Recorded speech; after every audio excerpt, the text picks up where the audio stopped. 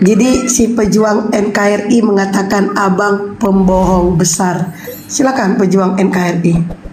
Iya, Ya, silakan. selamat malam. Malam. Malam. Ya, kan kalau Bang Juma kan selalu bilang bahwa kekristenan itu dibawa oleh Nabi Paulus atau Nabi palsu ya. Berdasarkan dari mana? Kalau dalam Al-Quran itu Nabi Paulus atau Rasul, bukan Nabi, Rasul Paulus itu ada atau tidak di Al-Quran? Kalau kita berbicara mengenai Al-Quran, Bang, Al-Quran itu langsung menusuk jantung orang-orang kafir. Al-Quran mengatakan Bismillahirrahmanirrahim, wa iza husyiran nasu kanu lahum a'da wa kanu bi ibadatihim kafirin. Jadi nama Paulus itu tidak ada efek dan tidak ada fungsi dan tidak ada gunanya untuk dibahas di kalamullah. Maka secara keseluruhan kemudian sembahan-sembahan yang mereka sembah selain daripada Allah itu akan menjadi musuh bagi mereka yang menyembahnya, dan yang menyembah ini pujian-pujiannya itu akan ditolak oleh yang menyembahnya, dan itu terjadi dalam kitab saudara. Artinya bahwa Al-Quran datang menarasikan itu dengan sangat valid, keadaan itu benar-benar terjadi. Innama ta'buduna min dunillah awthana wa takhluquna ifka, kata Allah. Sesungguhnya yang mereka sembah, yang kalian sembah, yang kamu sembah selain daripada aku, hanyalah berhala, dan kamu adalah pembuat kebohongan. Nah, kalau saudara ini menyangkal kitab suci saya bahwa kalian itu adalah pembohong, buktikan kalau orang Kristen itu tidak bohong. Di mana Yesus kemudian mengajarkan dirinya adalah pencipta alam semesta, sementara yang harus diibadahi, yang harus disembah hanyalah hakikat yang ahad, yaitu pencipta alam semesta. Buktikan kalau Al-Quran ini dusta. Nah, saya mengatakan bahwa saudara Kristen ini adalah orang-orang pembohong, pendusta, yang menyembah anak orang, lalu mengajarkan anak orang ini adalah pencipta alam semesta yang menjadi manusia. Itu adalah konsep batil, Bung. Mohon maaf. Silakan. Terus kalau memang menurut Anda bahwa memang itu dianggapnya manusia dituhankan, Anda tahu prosesnya seperti apa sehingga Anda membicarakan bahwa itu kita menuhankan manusia. Kan kalau memang Anda yakini siapapun bahwa kalau kita misalnya tidak menyambung soal Isa aja, Isa Al-Masih, di situ aja kan Anda meyakini bahwa dia ada roh Allah, kalamullah, gitu loh. Anda meyakini itu ini sebagai... ada suara musik di mana ya? Ada suara musik. Si pejuang kali. Pejuang NKRI. Oke. Coba mati mesinnya. Oke. Jadi yang jadi persoalan kan begini, Bang. Kalau abang misalnya baru narasi bahwa semua kekristenan itu adalah berdasarkan pinter-pinternya Rasul Paulus, terus abang langsung tidak menerima karena memang itu tulisan atau karangan Rasul. Makanya tadi saya tanya, Rasul Paulus ini ada nggak dibahas dalam Al-Quran gitu loh. Jadi kita akuin dulu di situ gitu. Kalaupun memang nggak ada, berhakkah dia untuk menulis Injil yang memang yang abang menurut abang semua karangan gitu. Jadi biar kita misalnya saya sebagai orang Kristen tahu gitu yang menjadi dasar abang. Pertama itu. Kedua, abang selalu bilang, kok yang namanya manusia dituhankan? Abang tahu nggak proses seperti apa? Gitu loh. Nah, abang sering berdebat sama yang lain bahwa pada dasarnya abang juga tahu bahwa Yesus itu adalah firman. Firman itu sendiri yang menjadi Yesus itu sendiri gitu loh. Nah, bagaimana tuh pemahaman abang? Jadi kekuatan apapun yang kita satukan kemudian untuk menjadi dasar kita merubah Yesus itu bukan manusia, itu tak akan pernah sanggup. Islam menyatu, Kristen, Hindu, Buddha, setan semua kita ajak untuk membuktikan Yesus itu bukan manusia, tidak akan pernah sanggup kita. Yesus itu tetap aja manusia. Mau prosesnya seperti apapun, karena Tuhan itu Maha Pencipta. Yang disebut Maha Pencipta, Maha menghadirkan segala aspek, segala unsur, segala keadaan, segala bentuk. Jadi kita manusia ini tidak bisa kemudian membuat karikatur sendiri tentang Tuhan. Nah, kenapa saya mau menarasikan demikian bahwa orang Kristen itu menyembah manusia? Rasulullah Muhammad SAW memang terlebih dahulu sudah mensabdakan kemudian, ma baina khalqi Adam illa ya misa'ah khalqun akbar minad dajjal. Itu kata Nabi saya. Tak ada satupun makhluk sejak Adam diciptakan awal mula hingga terjadinya kiamat yang fitnahnya lebih besar daripada fitnah Dajjal. Apa fitnah Dajjal itu? Yang difitnah bukan makhluk, yang difitnah itu pencipta. Dikatakannya pencipta menjadi manusia, dan itu kita temukan bagaimana di dalam Kolose 2 nomor 9, bagaimana dalam Filipi 2 nomor 6, nomor 7, nomor 8, pencipta alam semesta turun mengosongkan dirinya menjadi makhluk dan bahkan mati dibunuh oleh makhluknya sendiri. Ini fitnah, fitnah yang sangat kejam. Ini yang disebut dalam Islam fitnah Dajjal. Tak ada kemudian dari sejak Nabi Adam, seburuk-buruknya manusia, belum pernah kemudian mereka mengatakan pencipta alam semesta menjadi sapi, pencipta alam semesta menjadi Buddha, pencipta alam semesta menjadi Siddhartha Gautama. Tak pernah. Atau pencipta alam semesta menjadi Krishna. Tidak. Mereka hanya mengatakan dewa-dewa. Di atas dewa itu masih ada penguasa. Itu gak ada kecuali di dalam ajaran Kristen melalui orang yang disebut Paulus ini. Dialah yang kemudian merubah segala-galanya. Makanya Yesus, mohon maaf nih, karena saya seorang apologet. Yesus mengatakan dalam Matius 25 nomor 15. Apa yang dikatakan kemudian dia di sana? Seorang pembinasa keji yang berdiri di tempat suci, yang berdiri di tempat kudus. Pembinasa yang kemudian mendapatkan gelar sebagai gelar suci. Siapa dia? Pembinasa, siapa dia? Lalu kemudian dia dinubuatkan oleh Nabi Daniel, kata Yesus. Nabi Daniel mengatakan bahwa sang pembinasa keji itu kemudian menentang sang pencipta alam semesta. Maka apa yang terjadi? Dia menggantikan pencipta alam semesta dengan Yesus. Sekarang kalau saudara-saudara kita Kristen tanya, berapa Tuhanmu? Satu. Di antara satu itu ada muncul nama bernama Yesus. Dan Yesus ini juga masuk ke dalam hakikat yang satu itu. Berarti menyetarakan Tuhan. Kalau Al-Quran tidak bisa dijadikan sebagai patokan, maka jadikanlah kitabnya Yahudi yang ada di genggaman saudara Kristen.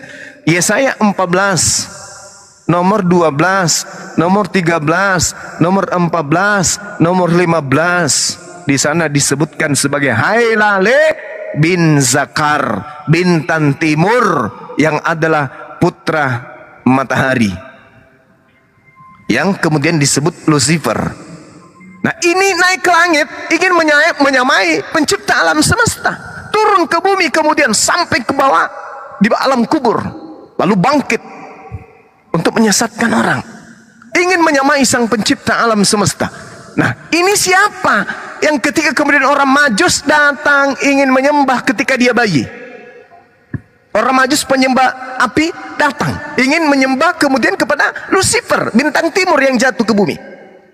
Siapa menurut kemudian kitab Yesaya 14 ini bintang timur ini? Iblis, Lucifer. Silakan Bang, di mana Yesus pernah mengajarkan dirinya kemudian setara dengan Tuhan? Oke. Walah, curang. Gak apa-apa, biar dia tanggapi dulu. Bang Juma bisa naik lagi kok. Silakan. Kenapa ini? Bang Juma ke report. Biasalah. Lanjutin bro, silakan. Oke. Assalamualaikum warahmatullahi wabarakatuh, host, Bunda, dan yang lain lanjut. Waalaikumsalam warahmatullahi wabarakatuh. Oke. Boleh, sebenarnya saya jadi kalau nggak ada Bang Juma jadi kita ini juga, tapi nggak apa-apa. Satu hal. Ntar juga Bang Juma naik, sabar aja. Oke.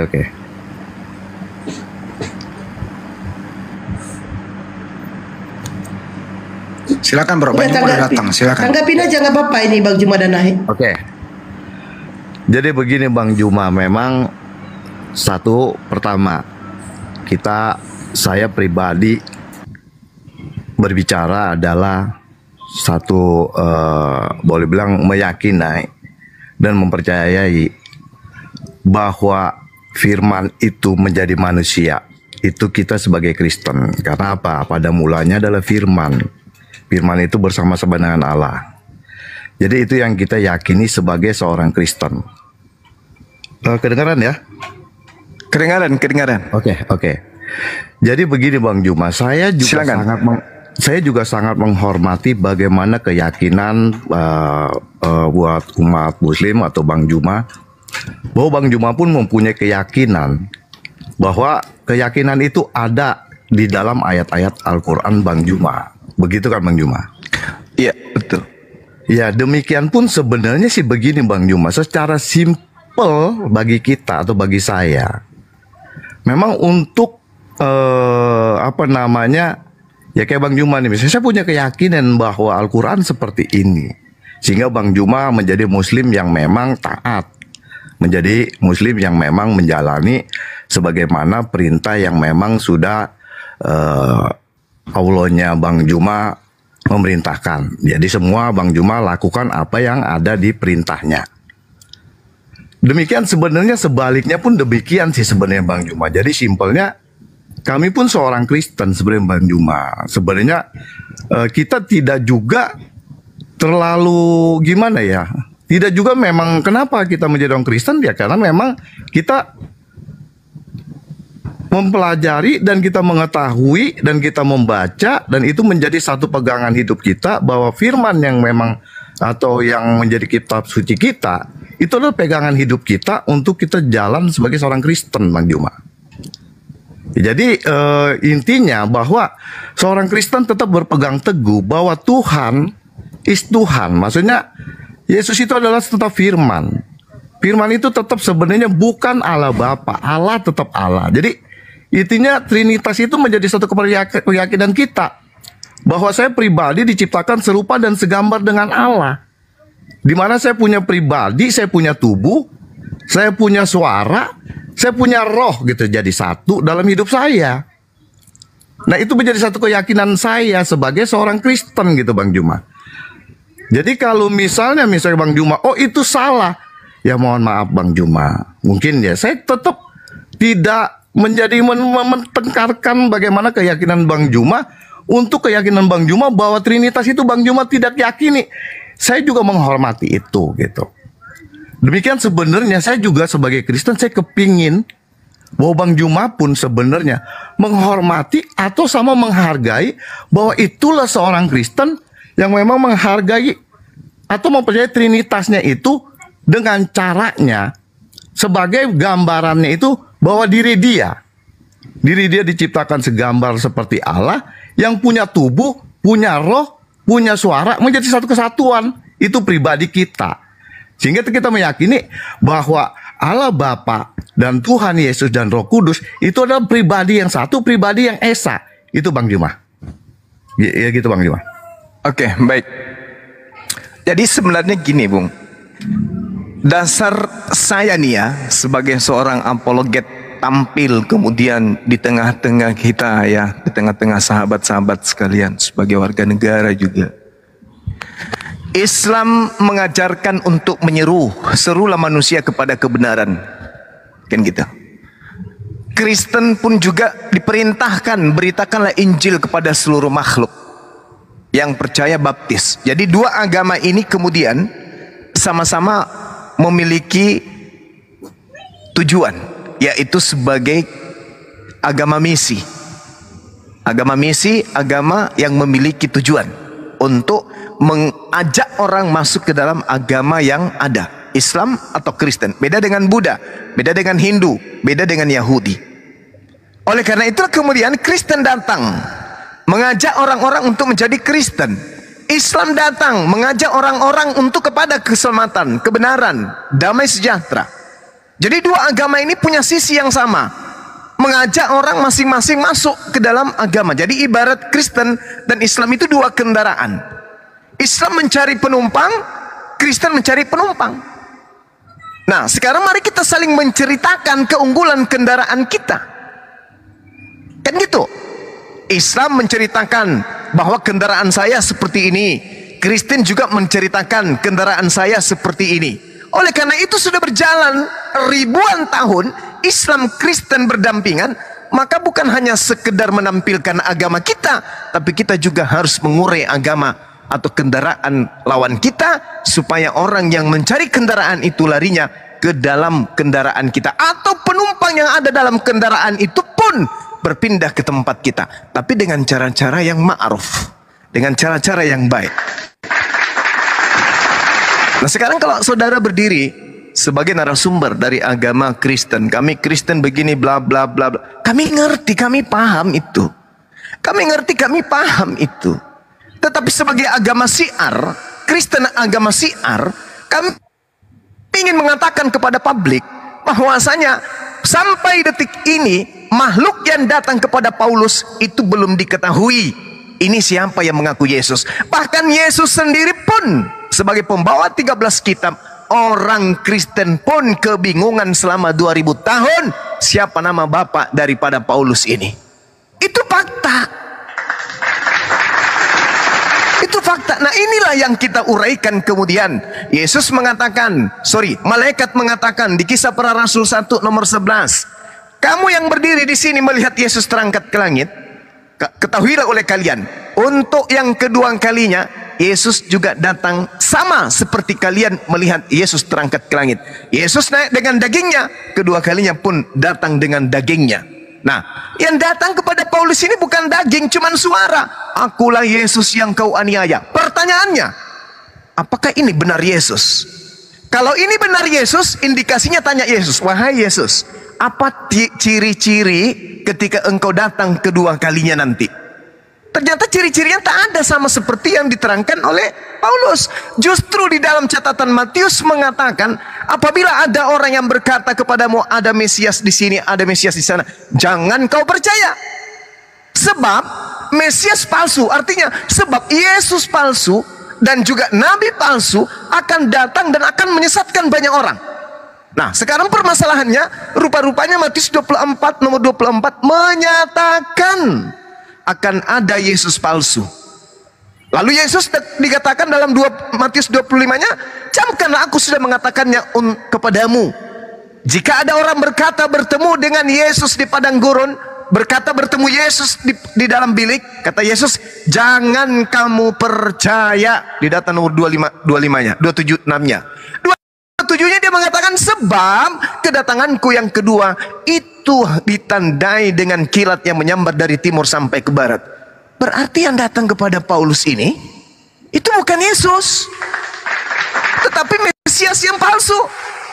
Dia mengaku-ngaku, akulah Yesus yang kau aniaya. Yang datang ke Pulau Patmos ini yang mengatakan akulah Yesus, akulah bintang timur, itu bukan Yesus yang asli, tetapi Mesias palsu yang datang pada penulis kitab saudara. Kalau Bang Suma keliru, mari kita diskusi secara ilmiah. Kita bedah kemudian data. Kita buktikan kemudian bahwa pengakuan Yesus akan datang itu apakah hanya suaranya atau dia datang dengan dagingnya. Kalau dengan suaranya pun kita harus kemudian meneliti suara siapa ini. Karena kitabnya orang Kristen sendiri mengatakan bahwa iblis bisa kemudian datang berupa malaikat terang, bisa menjelma menjadi malaikat terang. Apatah lagi yang datang kepada Paulus ini bukan menjelma menjadi malaikat, dia cuma menjelma mengaku sebagai manusia. Kita lihat, siapakah engkau, Tuhan? Paulus sudah dibimbing lebih dulu oleh makhluk ini untuk mengaku Tuhan kepada dia. Akulah Yesus, manusia dari kota Nazaret yang kamu aniaya. Berarti suara ini hanya mengaku manusia, bukan mengaku malaikat. Level itu sangat rendah, masih rendah dari malaikat. Berarti iblis bisa seperti itu. Kemudian kita lihat kisah, sejarah, histori di dalam Bible. Jangan di luar, di dalam Bible. Yesus acap kali dibuli, dimainin oleh iblis, alias diuji oleh iblis. Kalau Yesus yang adalah nabi, orang suci, tidak pernah melakukan kejahatan saja dimainin, dijadikan bulian oleh iblis, bagaimana Paulus? Jadi iblis boleh datang mempermainkan Paulus kapan aja. Terbukti di Kisah Para Rasul 16 nomor 16 sampai nomor 18. Paulus dimainin sama iblis. Jadi yang datang kepada Paulus ini ngaku Yesus itu siapa? Siapa yang ngaku Yesus?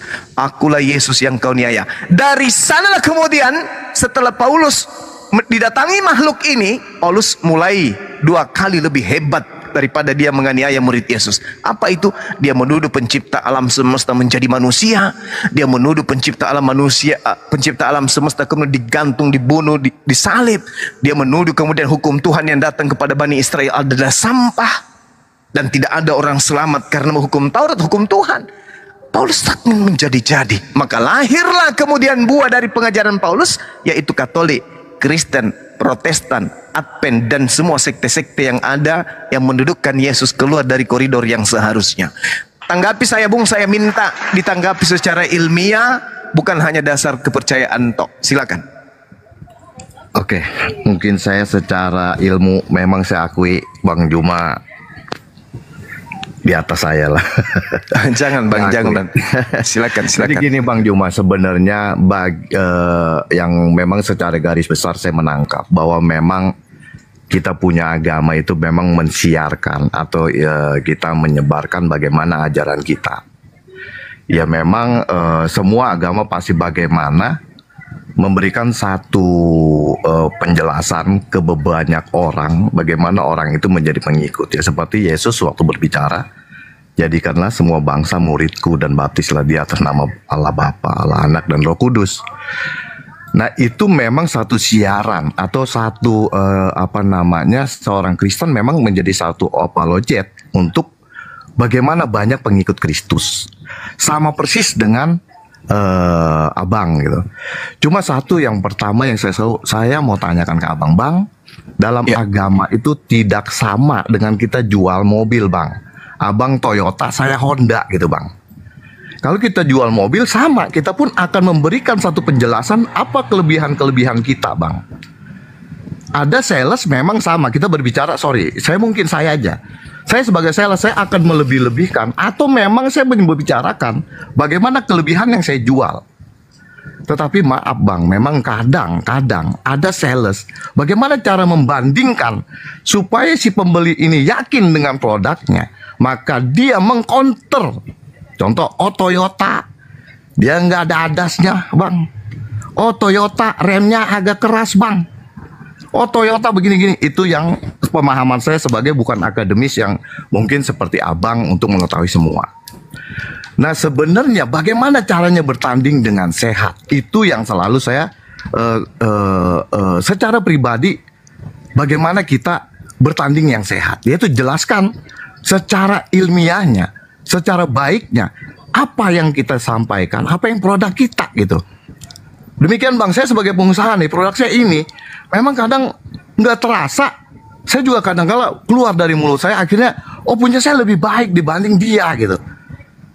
Bagaimana orang itu pada saat dia mendengar gitu bahwa dia pun punya kelebihan. Maka dari itu, ini satu nasihat buat saya juga pribadi dan saya aja lah gitu. Bahwa pada dasarnya alangkah baiknya dalam apapun si pembeli ini melihat dengan kejujuran kita, kelebihan kita. Karena banyak pembeli Bang, pada saat kita ngejelekin produk orang, pembeli langsung kabur Bang.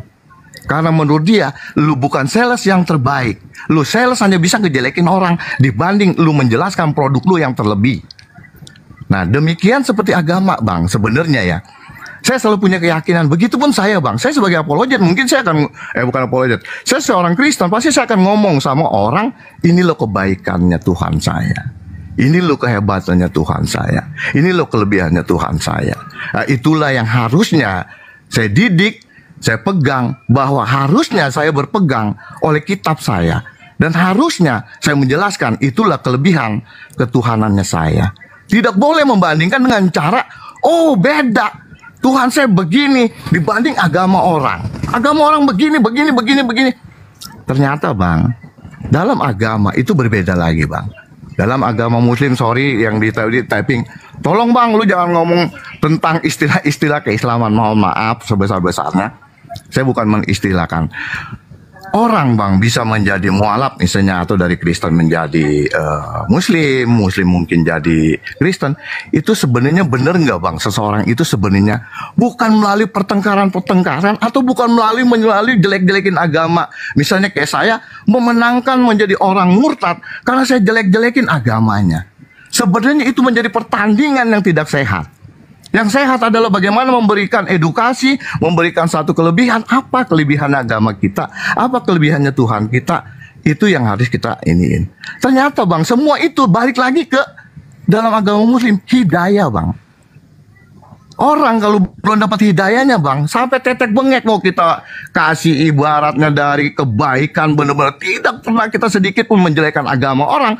Kalau dia belum punya hidayah bang, sampai bagaimanapun dia tetap tidak pegang agama.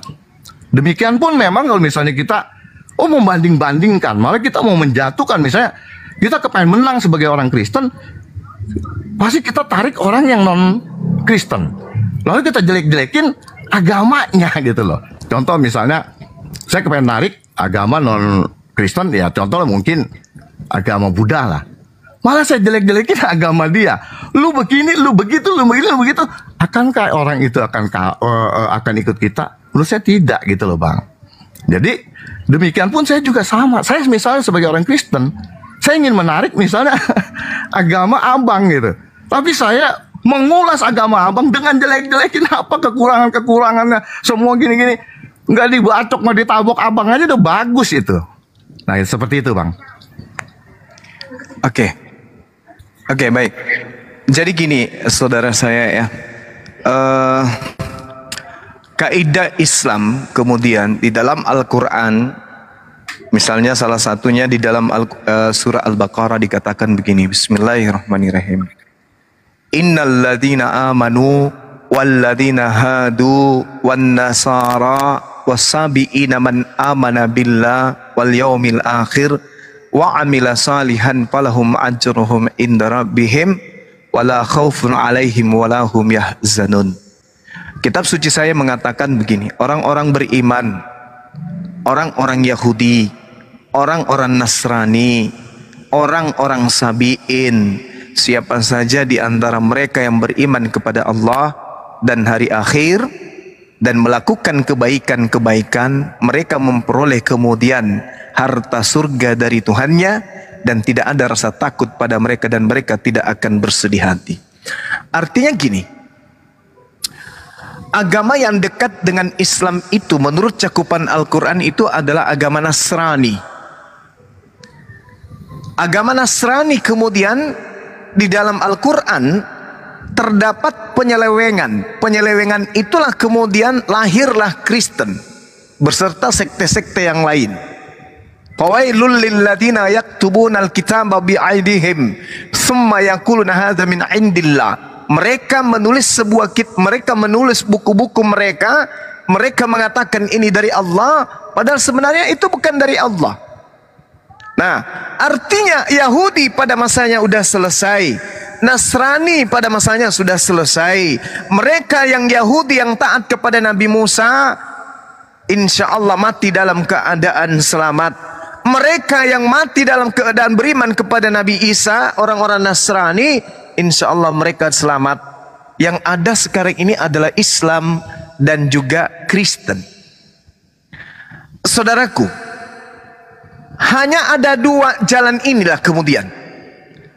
Kalau bukan Islam, maka Kristen akan menjadi jalan menuju kepada pencipta alam semesta. Maka dari itu, kalau saudara mengatakan terkait dengan kendaraan kita yang lebih baik, kendaraan orang yang tidak baik, kita mencari kemudian keburukan-keburukan kendaraan orang, bukan begitu poinnya. Bukan di situ poinnya. Tetapi kita harus berdamai, ikhlas menerima ketika agama kita yang keliru, kita harus akui keliru. Kenapa? Kita harus mencari jalan satu-satunya ini. Nabi Isa mengatakan inilah jalan yang lurus. Yesus mengatakan akulah jalan yang lurus. Al-Quran juga mengatakan akulah jalan yang lurus itu. Maka jalan lurus ini jangan kita diamkan. Inilah fungsinya kita berakal. Kristen, ayo semangat, kembangkan ilmu, cari iman yang benar itu. Itu pun begitupun dengan Islam kemudian. Maka yang menjadi panduan kita sekarang ini apa? Kitab suci. Kalau kitab suci kita ibaratkan kendaraan, kendaraan kita memiliki buku panduan yang tidak sesuai dengan kendaraannya, tinggalkan. Tinggalkan. Ada kitab suci yang menerangkan tentang keyakinan, tentang Tuhan, tentang akidah, tentang muamalah, tapi tidak berkesesuaian dengan perilaku prosesi keagamaan, tinggalkan. Contoh, kitab sucinya mengajarkan hari Sabat, perilakunya melakukan hari Minggu. Itu contoh. Kitab sucinya mengajarkan jangan makan babi, perilakunya makan babi. Itu contoh. Berarti ada yang tidak beres terhadap buku panduan atau kendaraan. Ini poinnya. Ini poinnya. Nah, sementara Al-Quran, silakan, mari kita tilik Al-Quran, kaji Al-Quran, tunjukkan kesalahan Al-Quran. Bagaimana Al-Quran kemudian dipraktekkan oleh penganutnya. Artinya kendaraan berupa Islam dengan buku panduannya berupa Al-Quran seia sekata. Adalah hal yang keliru ketika motor matic diberikan buku panduan, motor manual. Tidak akan pernah nyambung itu.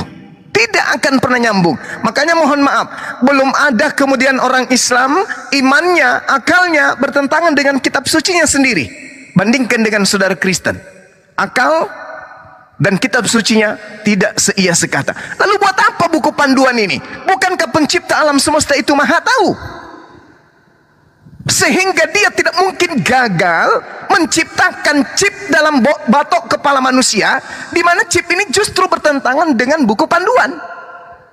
Bagaimana mungkin kemudian menciptakan komputer, petunjuk komputer justru yang diberikan adalah panduan kulkas? Tidak mungkin. Artinya pencipta komputer itu tidak maha mengetahui. Sedangkan yang kita sembah ini, yang konon katanya pencipta alam semesta yang maha mengetahui ini, masakan memberikan sebuah buku panduan yang tidak berkesesuaian dengan chip yang ditaruh di dalam makhluk berupa manusia, yaitu akal. Berarti Tuhan ini belum maha mengetahui, belum pantas disebut Tuhan apabila buku panduannya tidak berkesesuaian dengan akal makhluknya. Belum pantas disebut sebagai produk yang sukses apabila kendaraannya berbeda dengan buku panduan. Berarti pabriknya masih abal-abal. Kalau kitab suci dan penganutnya itu bermasalah, berarti keyakinannya bermasalah. Maka dia akan bermasalah dengan pencipta alam semesta. Nah, ini Al-Quran menerangkan bagaimana Al-Quran minta diuji. Wahai manusia, kalau kamu ragu dengan Al-Quran, bersatulah kalian dengan apapun itu, makhluk apapun, sehebat apapun. Cari tantangan buat Al-Quran, temukan kesalahan di dalamnya. Kalau kalian mau menemukan. Tapi apa kata Allah? Kamu tidak akan pernah sekalipun menemukan kesalahan, kekeliruan di dalam Al-Quran. Kalau pola pencetusnya untuk mencari kesalahan itu adalah akal, bukan kebencian. Itu poin yang pertama. Yang kedua, terkait dengan kelebihan agama.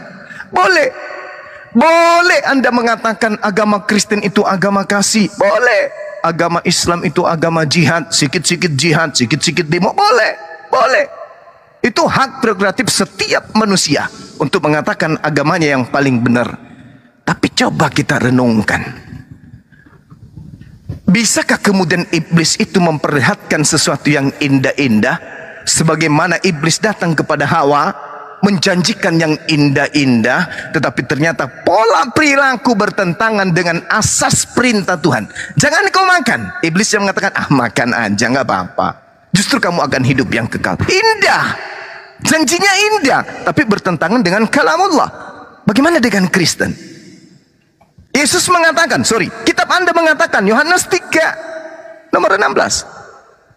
Begitu besar kasih karunia Tuhan akan alam semesta ini, Dia menganugerahkan anaknya Yesus, supaya siapa yang percaya memperoleh hidup yang kekal. Nah, kita teliti lagi.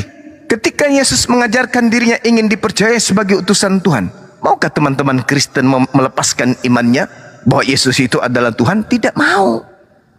Yesus mengatakan di dalam Yohanes 5 nomor 36, ada kesaksianku. Ini Yesus yang mengatakan, bukan Bang Subah. Ada kesaksianku yang lebih penting dari kesaksian Yohanes Pembaptis, bahwa semua mujizat, semua pekerjaan, semua tanda-tanda, semua kekuatan, membangkitkan orang mati, membuat orang buta melihat, orang lumpuh berjalan, Semua itu bersaksi tentang aku. Bersaksi tentang aku. Pekerjaan-pekerjaan itu bersaksi tentang aku. Bahwa aku adalah utusan Tuhan. Endingnya di situ. Siapa Yesus menurut Yesus? Yesus menurut Yesus adalah utusan Tuhan. Aku utusan Tuhan. Titik. Tapi maukah saudara-saudara Kristen melepaskan imannya bahwa Yesus itu adalah Tuhan itu sendiri? Tidak mau. Berarti bertentangan dengan yang membawa kalam firman. Segala firman yang kau berikan kepadaku telah aku sampaikan, dan mereka percaya bahwa engkau yang telah mengutus aku. Hidup kekal itu mereka mengenal engkau satu-satunya Tuhan dan mengenal aku yang engkau utus. Berarti Yesus memberikan hidup kekal ketika kemudian ada penganut yang mengajarkan dan mengimani dirinya hanya sebagai utusan. Selesai. Tapi benarkah itu terjadi di tubuh Kristen? Kita intip hari Minggu, siapa yang mereka sembah? Yesus? Gimana ini? Kok bertentangan? Yesus mau dikenal sebagai utusan, Yesus mau dipercaya sebagai utusan. Selesai kan perkara itu? Kenapa bisa hari Minggu orang mendudukkan Yesus setara dengan pencipta alam semesta? Kembali kepada tema, siapa yang datang membisikkan akulah Yesus kepada Paulus? Itulah biangnya. Silakan Bung, boleh panjang lebar selama kita tujuannya beredukasi. Saya akan mendengarkan dengan setia. Silakan. Iya, terima kasih Bang. Saya bersyukur memang semua dari sini memang masing-masing bagaimana mencerahkan ajaran yang ini. Pertama memang kalau Abang tadi ada bilang ada dua agama yang boleh bilang kalau kita berbicara saat ini. Yang ini benar, yang ini benar. Jadi nanti akhirnya siapa yang benar, kan gitu ya Bang? Jadi kalau seperti ini ya sama Bang. Jadi kalau tadi Abang juga di gereja yang disembah itu cuma Yesus, tidak juga sebenarnya. Jadi kita tetap menyembah dan meyakini bahwa di situ Yesus itu firman. Jadi tetap bahwa dia tetap sama, firman, tetap tidak berubah, bahwa dia bukan pencipta. Pencipta tetap Allah Bapa, yaitu Bapa. Itu Allah sendiri. Gitu, Allah sendiri, terus dia punya firman, firmannya itu Tuhan Yesus gitu. Nah, dia juga punya roh. Intinya kayak gitu yang kita percaya. Jadi di gereja kita berdoa Bang, itu tetap menyebut Allah Bapa, Allah Anak dan Roh Kudus. Jadi itu yang selalu kita berdoa sama. Jadi yang kita sebut sama. Bahwa pada dasarnya kita sebut tetap Allah Bapa. Tidak pernah kita hanya ke Tuhan, karena menjadi satu pribadi yang lengkap. Bagaimana itu pribadi Allah pencipta, itu adalah pribadi Tritunggal. Itu yang kita yakini. Lalu soal menjadi acuan kita tetap berpegang teguh bahwa keyakinan kekristenan kita, bahwa memang Tuhan Yesus itu memberikan satu jalan, atau dia memang mengakui akulah jalan kebenaran. Tidak ada satu orang pun bisa ke Bapa kalau tidak melalui aku. Itu kita yakinin Bang, bahwa memang Yesus adalah jalan kebenaran, karena memang Yesus sendiri bilang bahwa memang waktu ditanya, siapa engkau? Engkau Tuhan. Dia bilang, ya itulah yang lu yakini, ya itu gitu. Terus dia benar-benar dikecam, ya bahwa apa yang gua lakukan nggak ada yang salah dalam dunia ini. Nggak ada yang salah, semua yang kau lakukan adalah sesuai dengan kehendak Bapa. Itu juga di banyak yang dipertengkarkan. Yesus itu nggak bisa apa-apa, semua yang dilakukan adalah sesuai dengan kehendak Bapa. Ya memang selama dia jadi manusia, karena dia memang firman yang menjadi manusia, 100% manusia dan 100% Allah, firman Allah, ya maka dia tidak bisa melakukan kehendak dia sendiri gitu dalam dunia ini. Tapi setelah dia bangkit, dia naik ke surga, maka dia bersama-sama dengan Allah memerintah kebesaran Allah Bapa, itu menjadi satu kesatuan. Nah itu yang diyakini oleh orang Kristen. Nah soal misalnya nanti Abang misalnya lu tetap salah Bang, lu tetap salah. Ya bagi kita mungkin Bang, kita juga menghormati, ya saya juga menghormati. Kita hanya memberikan satu penjelasan sehingga menjadi pilihan menjadi orang lain, dia punya dapat hidayahnya enggak gitu. Karena walaupun kita panjang lebar, tinggi yang kita omongin, kalau memang dia tidak mempunyai dapat hidayah, maka percumalah kita bertengkar untuk meyakinkan sesuatu yang memang pada saat itu orang itu tidak yakin gitu Bang. Saya bersyukur bisa diskusi sama Abang. Ya memang dari sekian banyak saya juga ikut sering dengar Abang. Abang kadang kala memang sampai marah karena memang kadang orang tidak sopan caranya, sehingga banyak menghujat, sehingga memang Abang marah. Tapi saya merasakan kalau kita diskusi dengan sehat, saling bertukar pikiran, saya akui Abang ini memang layak lah kalau memang menjadi ketua untuk apologet Islam. Karena dalam tutur kata Abang memang kalaupun memang ini tidak diperlukan untuk hujat, untuk membalas hujat sebenarnya. Cuma memang kebanyakan, wah orang Kristen pun di apologet itu banyak menghina. Ya jadi kalau kita banyak juga saya bicarakan Bang, kalau pribadi orang, oknum pribadi tidak bisa disamakan oleh semua. Demikian kalau orang penjahat terus dianggap agamanya Kristen, maka Kristen itu penjahat. Karena dianggap salah menerapkan ajaran yang di Alkitab. Tidak. Di Alkitab tidak diajarkan menjadi orang penjahat. Diajarin mencuri, tidak. Diajarin berbohong, tidak. Diajarin menghujat, tidak. Diajarkan marah aja, tidak gitu Bang. Jadi kenapa bisa ada orang jadi jahat? Kenapa orang jadi pemfitnah? Kenapa orang jadi penipu? Ya pribadi dia walaupun agamanya Kristen gitu. Kita tidak mengakui bahwa seseorang itu menjadi jahat, itu membawa agamanya. Demikian kan kita kalau misalnya memahami Bang, yang terjadi misalnya, ini maaf ya Bang, misalnya ada orang yang punya prinsip, perangilah, akhirnya dia beranggapan bahwa jihad itu untuk membunuh orang yang tidak seiman, adalah dia ada satu jalan. Itu pun saya tidak meyakini semua bahwa itu ajaran yang memang dari situ gitu. Karena saya yakin, percaya nggak semua orang setuju itu bukan ajaran gitu, bukan ajaran satu agama. Jadi gitu Bang. Jadi terima kasih banyak selama ini ya, saya bersyukur kita bisa diskusi dengan baik. Saya juga bisa mendapatkan satu pelajaran bahwa Bang Juma memang menjelaskan itu memang baik. Juga kalau Bang Juma memang ditanya baik akan menjawab baik.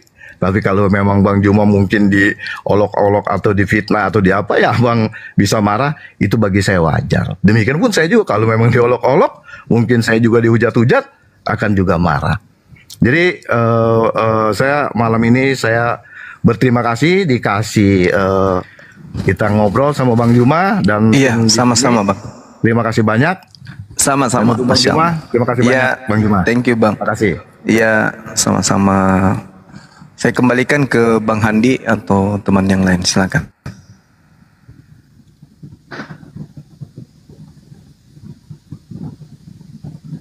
Oke.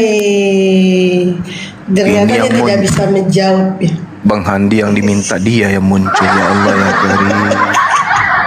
Orang Pak Hadi aja jauh dari bracket loh.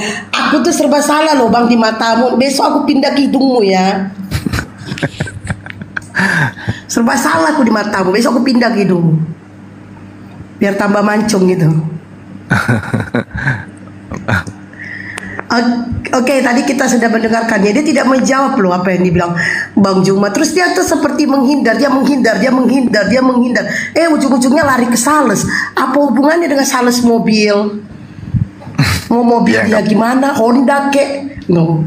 Ya nggak apa-apa, kita maklumi aja.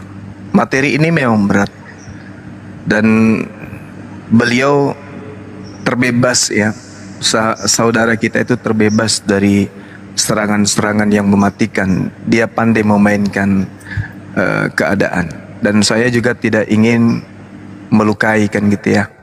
Dia berdiskusi dengan baik, ya cukuplah kita menyampaikan edukasi ini dengan cara-cara yang baik pula.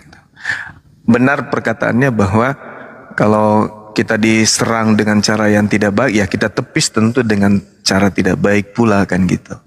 Karena kita kan pemain kungfu, pukulan yang keras jangan terlalu ditangkis dengan keras, tapi dengan kekerasan yang datang kita tangkis, habis itu kita colok mulutnya, tarik ke kiri dan ke kanan, sentil bibirnya, dah selesai. Kayak gitu aja.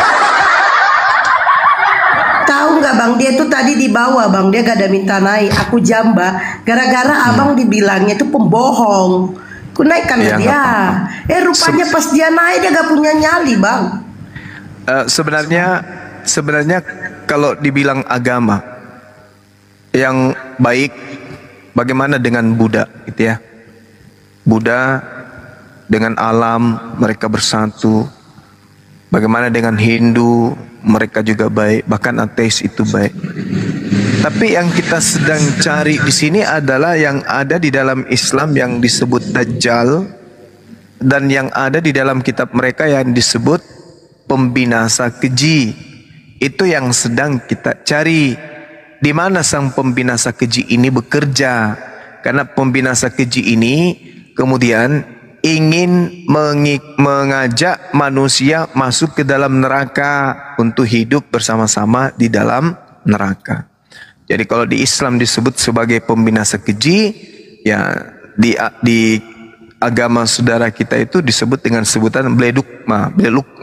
Bledukma itu artinya sesuatu yang pembinasa, yang kerjanya itu pembinasa, pemfitnah dan seterusnya.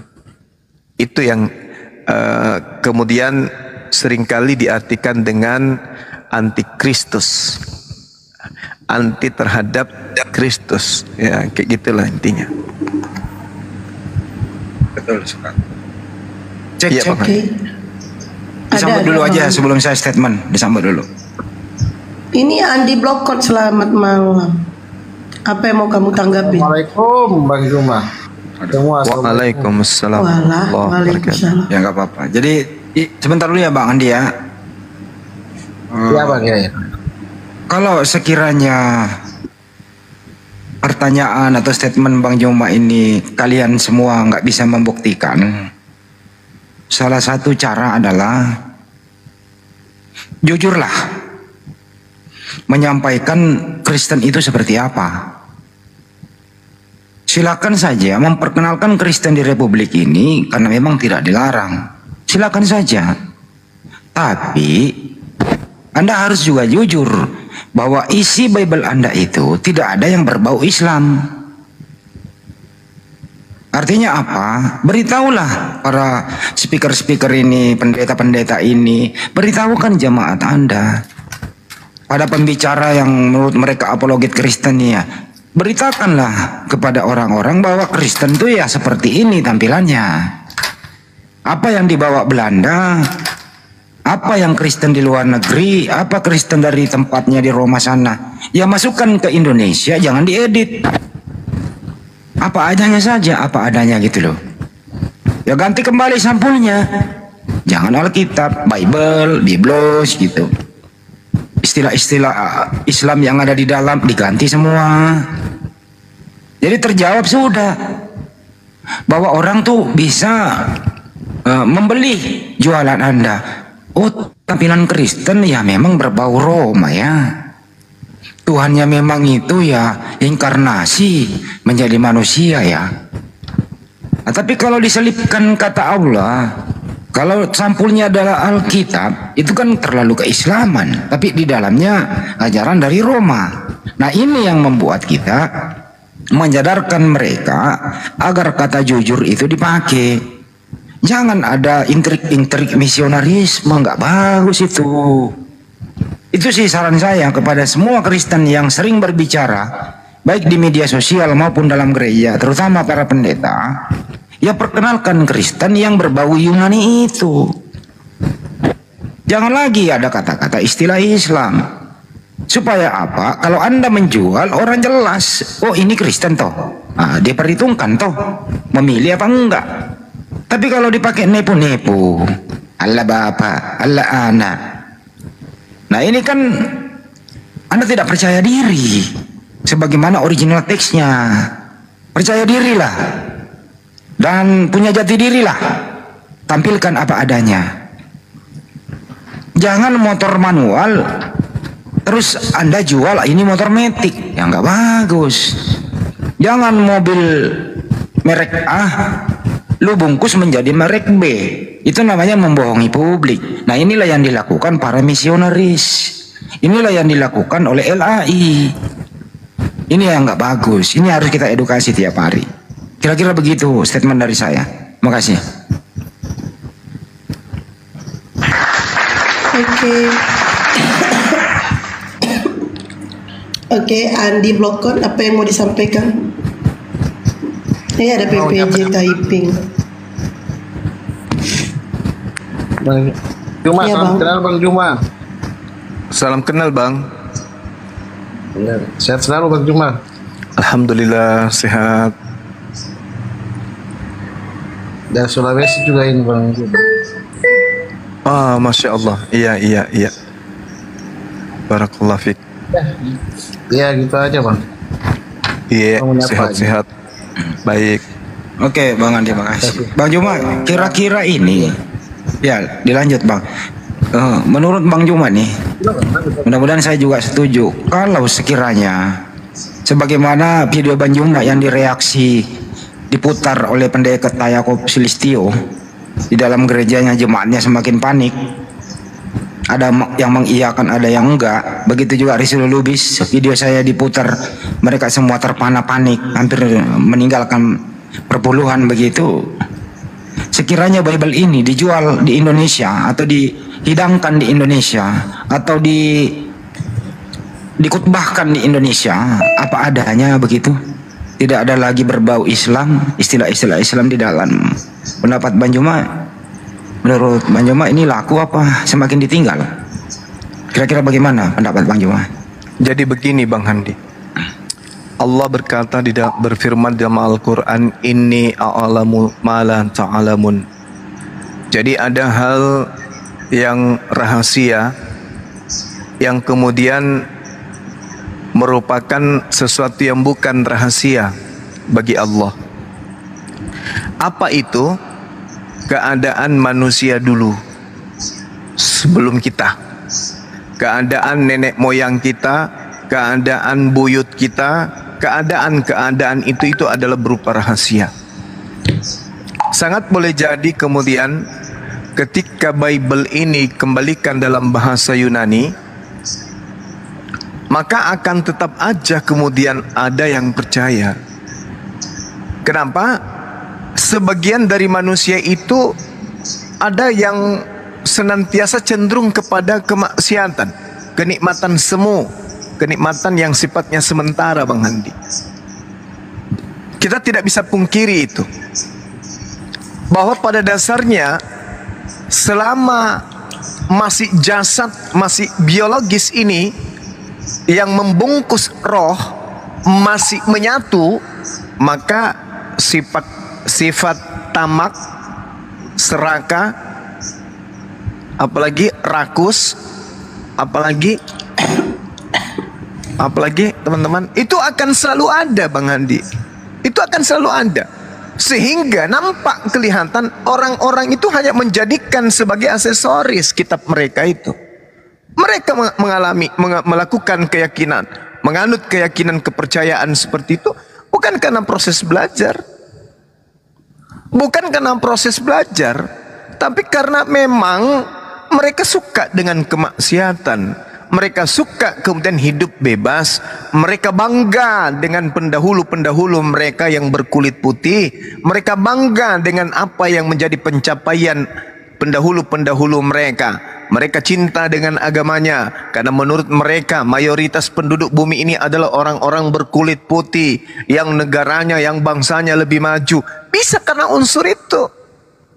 Kalau karena unsur bahasa, maka dari sekarang mereka sudah pindah dari keyakinan itu, dari aliran kepercayaan itu. Kenapa? Karena mereka tahu, mereka sadar, mereka paham, mereka bukan orang bodoh, mereka adalah orang cerdik. Mereka adalah orang-orang yang cerdas, pintar. Tetapi karena itu tadi, kecenderungan kemudian orang-orang mengikuti syahwat daripada peringatan Tuhan. Bagaimana Hawa? Bagaimana Adam? Kurang sempurna apa mereka kemudian? Padahal pada saat itu ujian untuk mata minim, ujian untuk kuping minim, ujian untuk dibawa pusat minim, semuanya minim. Hanya gara-gara faktor satu saja, yaitu makanan sesuatu buah, itu ajanya. Tapi mampu kemudian melululantakkan menelaahkan perintah Tuhan yang langsung datang ke kuping Nabi Adam beserta istrinya. Subhanallah. Tapi ini tidak ditelaah oleh mereka yang mati akal. Jadi bukan karena mereka meninggalkan melepaskan istilah-istilah Islam maka agama mereka itu tidak akan ada penganutnya. Tidak. Tetap aja kemudian ada penganutnya. Kenapa? Karena sejatinya manusia itu lebih cenderung kepada syahwat. Sejatinya manusia itu cenderung kepada kenikmatan, keindahan duniawi. Siapa sih yang tidak mau, Bang Handi? Tengoklah orang-orang yang disumpah pakai Quran itu. Lihat.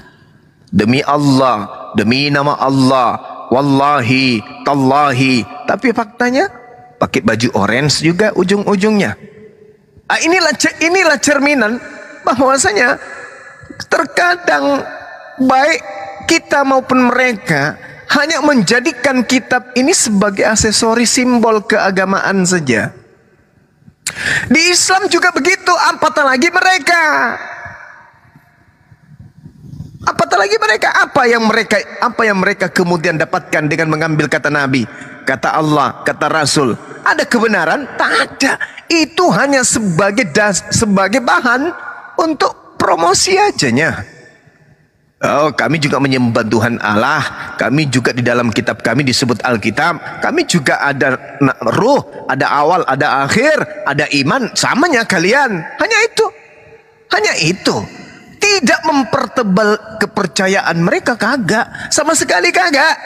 Itu hanya sebagai dasar bahan untuk aksesoris memperkenalkan agama. Nah, terkait dengan dikembalikannya istilah-istilah Al-Quran, lalu mereka menggunakan istilah-istilah Yunani, tidak akan mengurangi rasa kepercayaan mereka, tidak. Mereka akan tetap, karena pada dasarnya mereka menganut agama itu bukan karena ini. Bukan karena ini. Nih, yang di atas ini. Bukan, tapi karena kepercayaan tok. Karena hanya dasar aliran kepercayaan dari nenek moyang. Bukan karena aspek akal. Bukan karena aspek kebenaran. Kalau akal, dia adalah mustahil, adalah hal yang mustahil kemudian. Ada Tuhan datang ditampar, diludahi, ditonjok, dibunuh, ditombak, ditelanjangin. Kalau akal polanya mereka sampai ke situ nggak mungkin. Ya mungkin. Tapi apa? Kecintaan terhadap kepercayaan itu. Mereka kudu cinta, mereka udah terlanjur sayang. Itu. Makanya apa yang terjadi kalau cinta sudah buta? Gak ada yang bisa menghalangi itu. Gak ada yang bisa menghalangi. Begitu Bang Handi. Jadi mungkin justru kecenderungan kemudian orang-orang yang melepaskan istilah Islam itu dalam kitab sucinya, mereka punya kepercayaan akan semakin kental.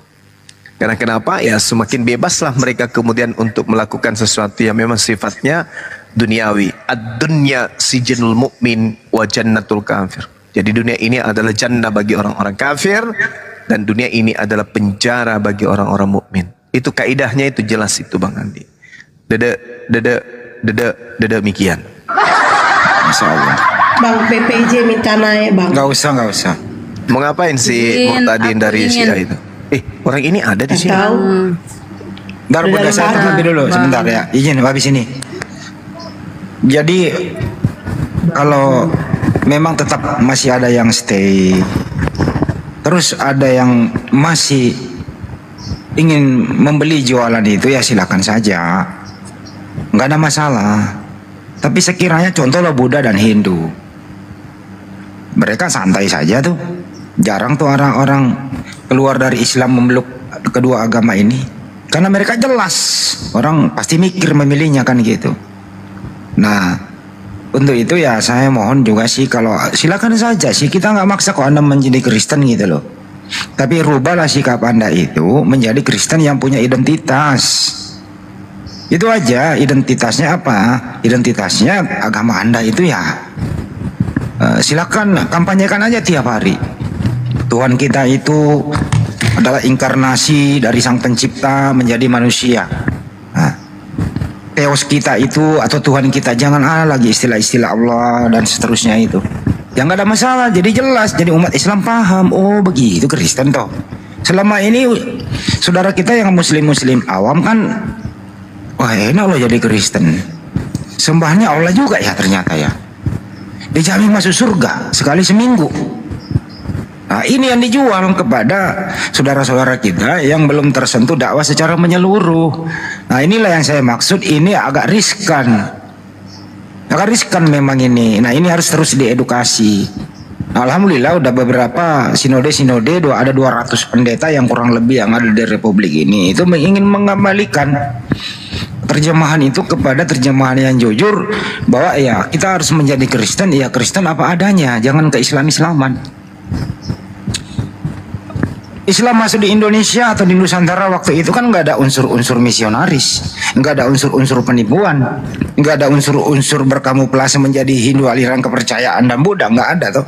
Benar-benar dia datang Islam, ini loh Islam. Nggak perlu mengganti istilah Allah menjadi dewa dulu sementara, nggak ada itu. Nah mereka ini Kristen masuk dibawa oleh Belanda, dirubah dulu supaya laku. Dirubah semua tampilannya, dirubah semua sebagian yang sembahannya, dipakai siksak tepu-tepu gitu loh. Nanti setelah tercapai gitu 50+1 atau 52% baru kembali mau dirubah. Nah, ini ada apa gitu loh. Itu kira-kira tanggapan dari saya. Mohonlah jadi Kristen jujur apa adanya. Hentikan, jangan ke Islam-Islaman lagi deh. Nggak enak didengar dan akan menjadi bumerang buat Anda sendiri. Sekian dari saya. Makasih Bunda Rama, lanjut. Oke, kalau diizinkan nih aku ingin menyampaikan sebuah rekaman ya yang mereka klaim. Boleh ya, izin ya, Gurunda, Bang Zuma? Iya silakan. Ya, silakan. Nah, coba dibesarin host. Ya, biar diskusinya tidak mundur. Jadi kita serukan, tolong hapus Al-Fatihah. Karena itu doa dari orang Kristen. Ya, biar jangan malu orang itu. Kita kan lagi memutuskan agama Islam nih. Karena bengkok terus. Iya, oke? Itu kita teriakkan hapus Al-Fatihah. Ya, teman-teman di bawah typing dong, ketik hapus Al-Fatihah. Itu ada tuh markimong sudah diketik itu, tanda pagar hapus Al-Fatihah. Ya, itu akan kita serukan kepada seluruh para kadrun supaya mereka lagi tidak berdoa menggunakan Al-Fatihah. Karena itu doa oten. Ya, para maling itu loh. Tapi nggak tahu kenapa tiba-tiba Islam kok nggak ada ketik-ketik ya? Mana Islam? Ini tadi mereka sangar nih. Hah? Mana Islam sekarang? Kok nggak sangar? Dari tadi ada yang sangar loh. Udah kemana mereka? Udah Bunda, endingnya aja Bunda, udah cukup. Endingnya aja Mas, kesimpulannya aja. Ya, itu tadi kan udah kita dengar bahwa dia klaim bahwa itu doa orang Kristen. Nah, inilah mereka. Silakan Bang Zuma, Gurunda. Baik. Bismillahirrahmanirrahim. Dengan menyebut nama Allah yang Maha Pengasih lagi Maha Penyayang. Alhamdulillahi Rabbil Alamin. Segala puji bagi Allah, Tuhan semesta alam. Ar-Rahmanir Rahim. Allah yang Maha Pengasih, Allah yang Maha Penyayang. Maliki Yaumiddin. Allah pemilik hari pembalasan. Iyyaka na'budu wa iyyaka nasta'in. Hanya kepada Allah manusia menyembah, dan hanya kepada Allah manusia memohon pertolongan. Hanya kepada Engkaulah kami menyembah, dan hanya kepada Engkaulah kami memohon pertolongan. Ihdinas siratal mustaqim. tunjukilah kami jalan yang lurus. Siratal ladzina an'amta 'alaihim ghairil maghdubi 'alaihim waladdallin. Tunjukilah kami jalan yang lurus, yaitu jalan orang-orang yang telah Engkau beri nikmat kepadanya, bukan jalan mereka yang dimurkai, dan bukan pula jalan mereka yang disesat. Sahabat yang dimuliakan oleh Allah, Congorpedia ini pertama yang harus diketahui adalah sosok makhluk yang di dalam tubuhnya, kalau dibandingkan antara daging babi dan ikan, yakin saya bahwasanya di dalam tubuhnya jauh lebih banyak kemudian daging babi daripada ikan. Yang kedua, Congorpedia ini kalau kemudian dimasukkan jasadnya atau tubuhnya atau kepalanya, isi otaknya atau tubuhnya lah salah satunya, diperiksa ditelaah pakai mikroskop, banyak mana memuat nutrisi yang terkandung dari daging anjing dibandingkan dengan udang atau cumi, maka saya pastikan bahwa hasilnya lebih banyak mengandung daging babi dan daripada udang. Artinya manusia ini dalam tubuhnya darahnya yang mengalir, kekuatan dan cakupan jasadnya kemudian itu didukung oleh daging babi dan daging anjing. Itu dulu. Jadi pola kehidupannya kemudian, sikapnya, caranya berbicara, kebencian, api yang menyala di dalam tubuhnya, itu mengantarkan dirinya dalam keadaan ibaratkan anjing dan babi disatukan, kemudian wujudnya itu seperti dirinya. Maka kebenciannya itu membabi buta dan membabi anjing terhadap Islam. Nah, sekarang kita masuk ke dalam hujatan beliau. Mengatakan harus menghapuskan Al-Quran. Bukan hujatan beliau, hujatan setan. Iya, hujatan setan. Bukan setan juga, Bang Andi, kelewatan. Hujatan babi plus guguk. Nah, gini.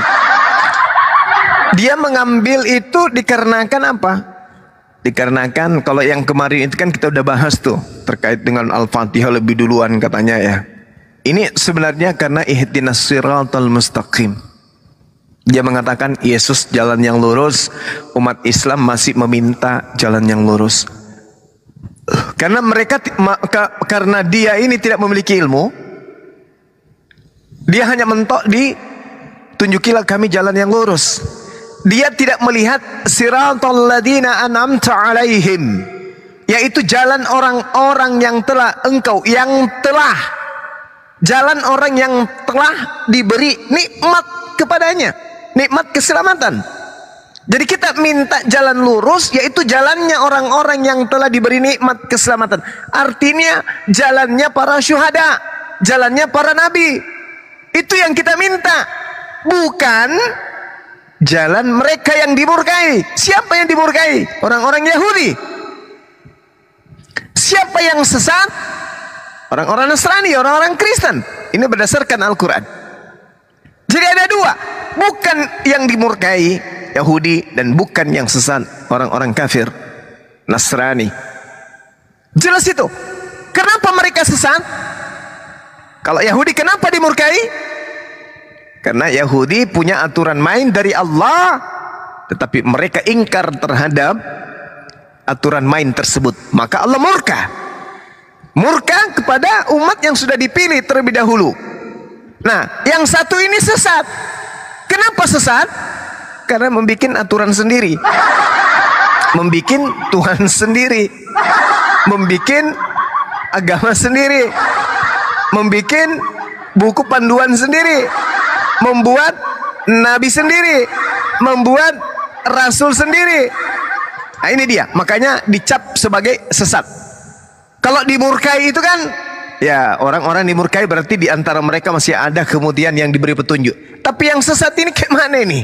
Apa bukti kesesatan mereka? Coba aja tanya. 1 tambah 1 tambah 1 sama dengan berapa? Jongorpedia.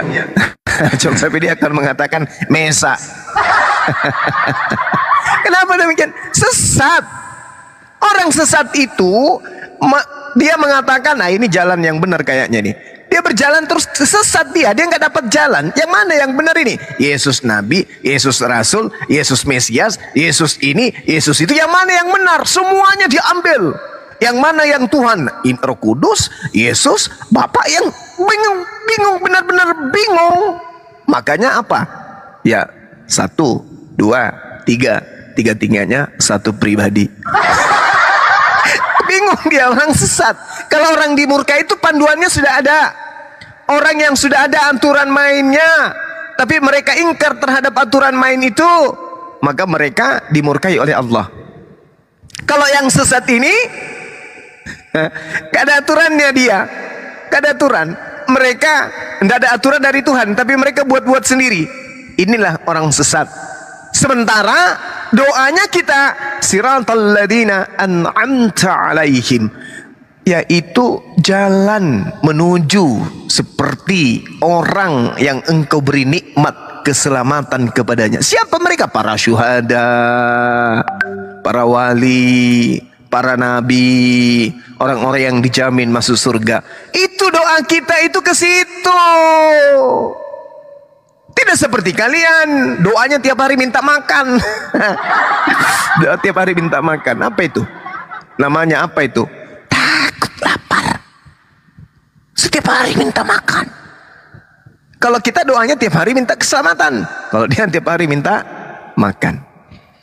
Yaitu jalan orang-orang yang engkau beri nikmat. Alhamdulillah, umat Islam setiap saat berdoa untuk diberi jalan orang yang telah, agar diberi jalan yang lurus sama seperti orang yang diberi nikmat keselamatan.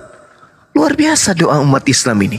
Dan umat Islam kemudian memohon kepada Allah agar dihindarkan kepada jalan orang yang dimurkai, yaitu orang Yahudi, dan jalan orang yang sesat, yaitu orang Kristen. Ya, orang yang sesat. Kristen itu orang sesat. Karena dia bingung yang mana Tuhannya ini. Ada 3 yang mana Tuhannya. Ibadahnya hari Minggu, ada yang hari Sabtu, ada Protestan, ada apalagi Advent, ada Katolik, entah yang mana yang benar ini. Sesat mereka ini. Dikatakan mereka ini sebagai anak-anak Tuhan. Dikatakan kemudian mereka dijamin keselamatan, tapi Yesus mengusirnya juga. Mereka sesat. Kenapa sesat? Karena mereka mengikuti makhluk yang datang kepada Paulus mengaku, Yesus, siapakah engkau? Akulah Yesus yang kau aniaya. Oh, nah dari sejak itulah kemudian Mesias palsu ini yang mengaku Yesus ini kemudian membawa miliaran manusia menuju kepada neraka jahanam. Demikian Bang Andi. Ya, makasih Bang Juma. Ya, sama-sama Bang Andi. Semoga tercerahkan kita semua. Yang jelas orang-orang kayak begini, kalau memang kamu nggak suka Islam, ya sudah, keluar aja dari Indonesia. Ya, lo tahu sendiri, dasar negara kita itu banyak diambil, diadopsi dari Al-Quran. Dengan rahmat Allah yang Maha Esa, nggak ada itu. Dengan rahmat Yesus, Tuhanmu nggak disebut dalam dasar negara kita. Kira-kira begitu ya, simpulannya teman-teman.